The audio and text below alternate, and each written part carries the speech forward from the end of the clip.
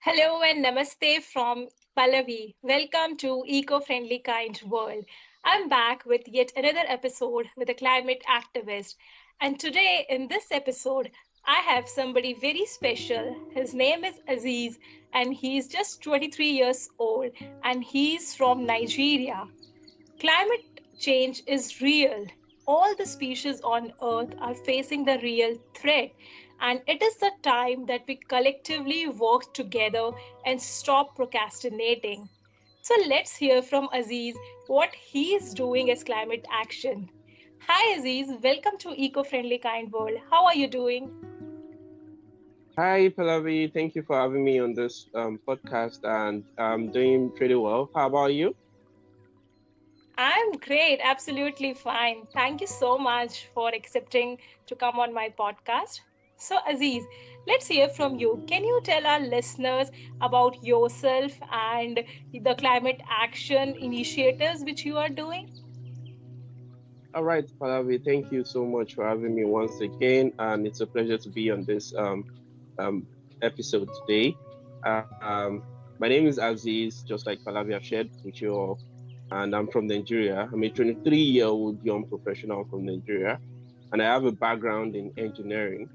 So I volunteer with quite a number of NGOs like the Commonwealth Youth Climate Change Network, where I serve as the Policy and Advocacy Chair.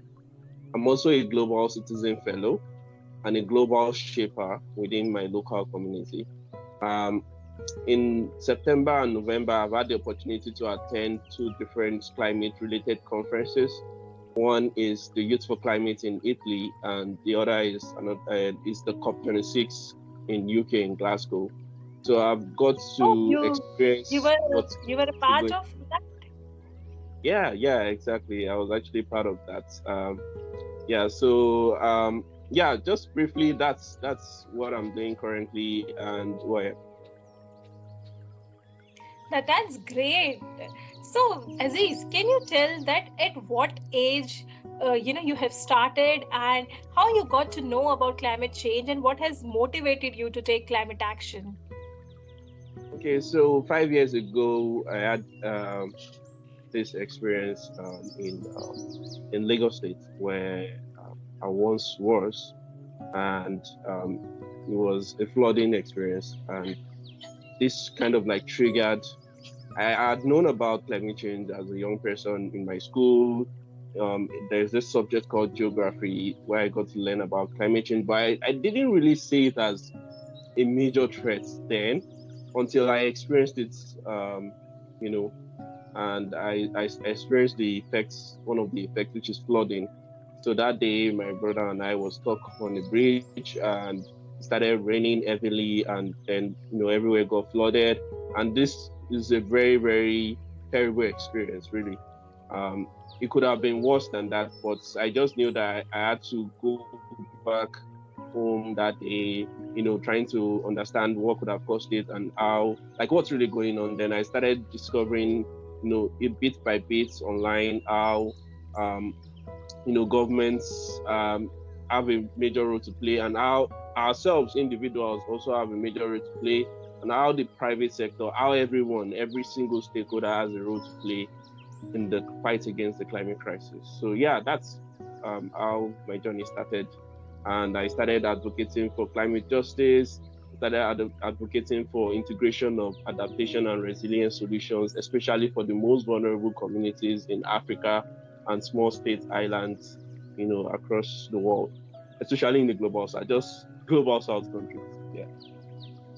I see. Yeah, exactly. Very well said that everybody has a role to play. I mean, we can't just blindly blame the government, to implement some policies. And definitely, government has to do their part. And as an individual, it is everybody's responsibility to do their part, right?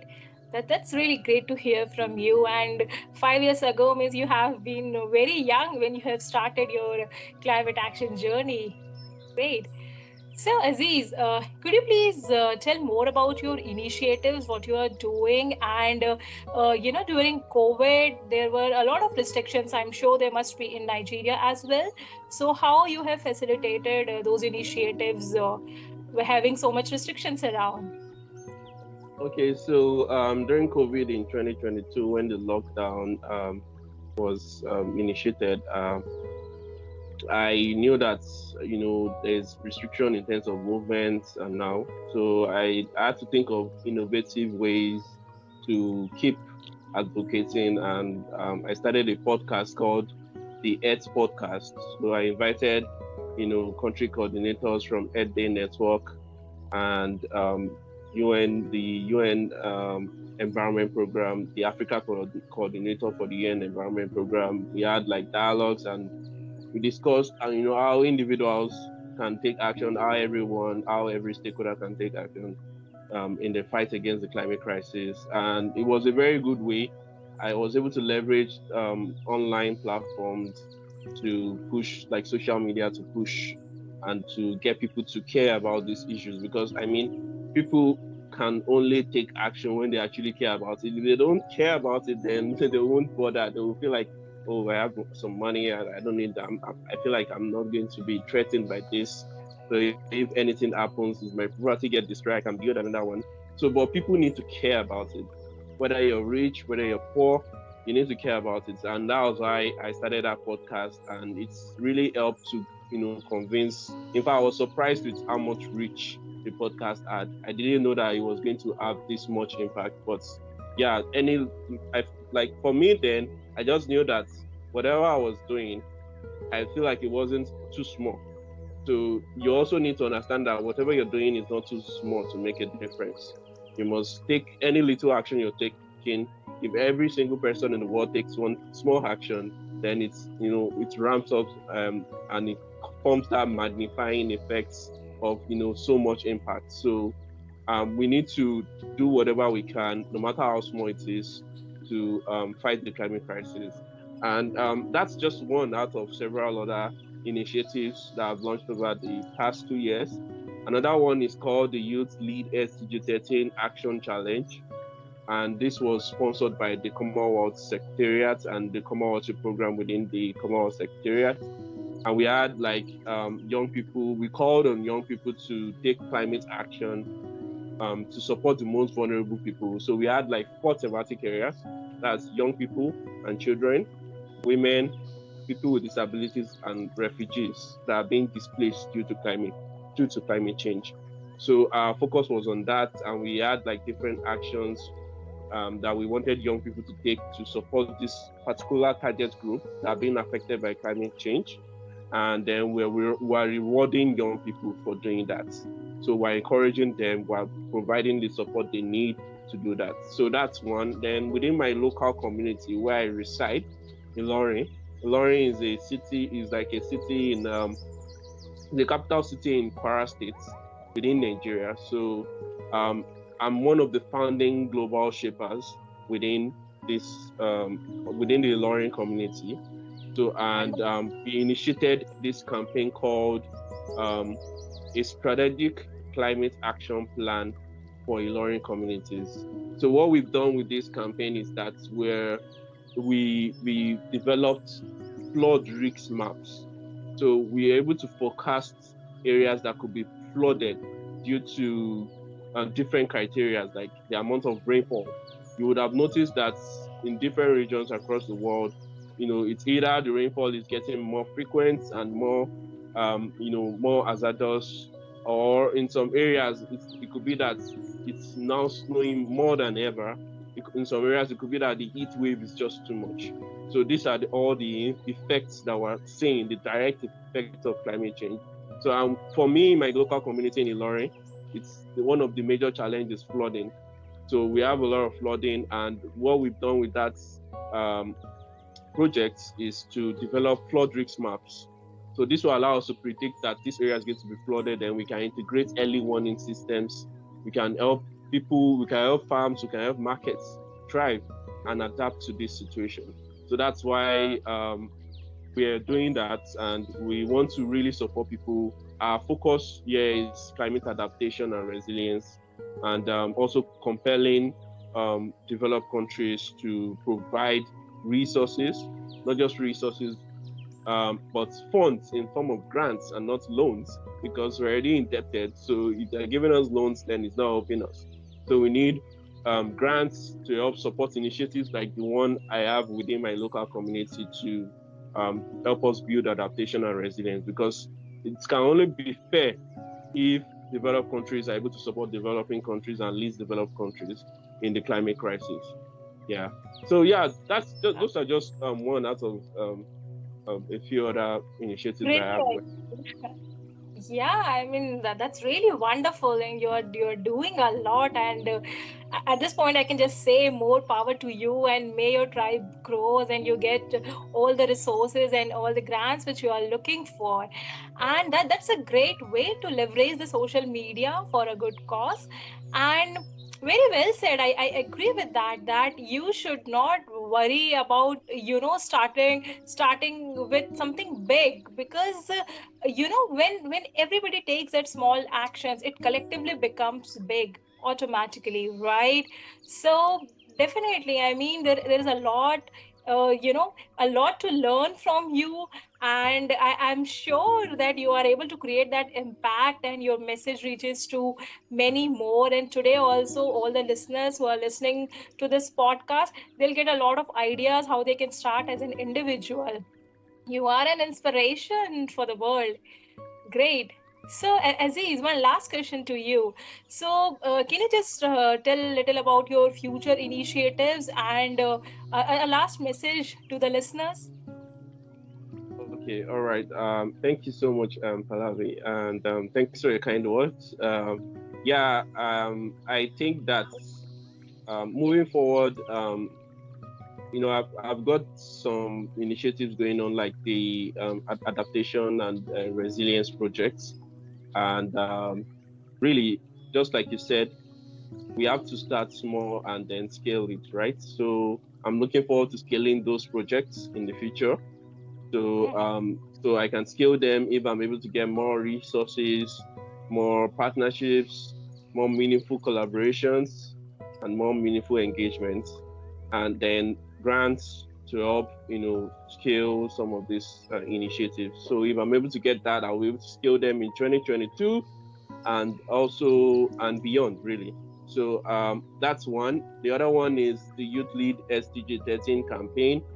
So in the year 2022, I'm also looking forward to leading this and getting the support of the Commonwealth to, reward young people who are taking climate action and to help scale their impact.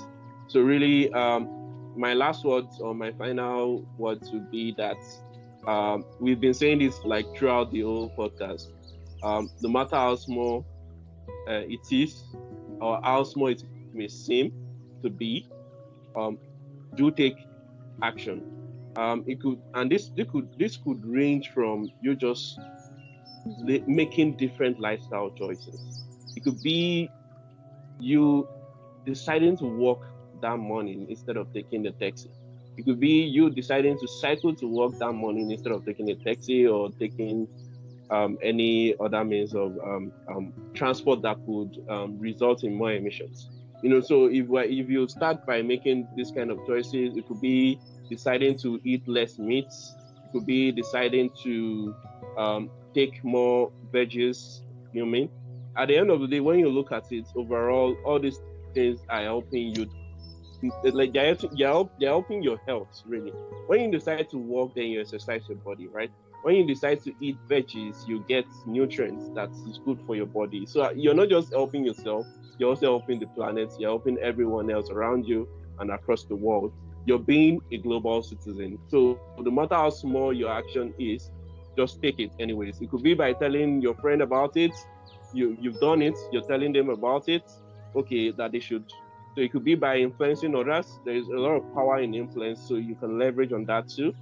And then yeah, don't be scared to go out there and just do what you want to do, really. um just like we said, whatever you're doing, don't look at it as being too small. Just start someday. Just start already. you know if you keep looking at it, you will keep procrastinating, and oh, until when I get the funding to start something, I won't do it. No, don't look at that. Just have whatever you can with the little resources that you can, that you have access to start it, and then teach others to do the same thing. Empower others to do the same thing. Like An example is the Youth Lead SDG 13 campaign. That campaign actually had zero funding for its operations and management. So the only funding that went into that project was just the funding for the prizes that were awarded to young people. So it means everything was totally voluntary. So we had used our network, we had used our own personal resources because we cared about it and we're passionate about this. We wanted to see a difference. So I'm encouraging you too to have that kind of mindset and follow that pathway, and then we can secure a better future for our world. Thank you, Pallavi. Absolutely. Wow. Very, very well said. I hope our listeners have got the message. So it is just you can start with a very small, at your day by changing your daily actions. Like instead of taking, your own vehicle, you can take a public transport. Instead of, going by car, you can actually ride a bicycle. Definitely, in that way, you're not just helping yourself but also helping the planet. I couldn't agree more. Very well said. That was a really inspiring conversation, Aziz. Thank you so much for accepting this invite. And yeah, more power to you. All the very best for all your future initiatives. Thanks a lot. Yeah, thank you, Pallavi. Thank you so much. And thank you all for listening. Thank you.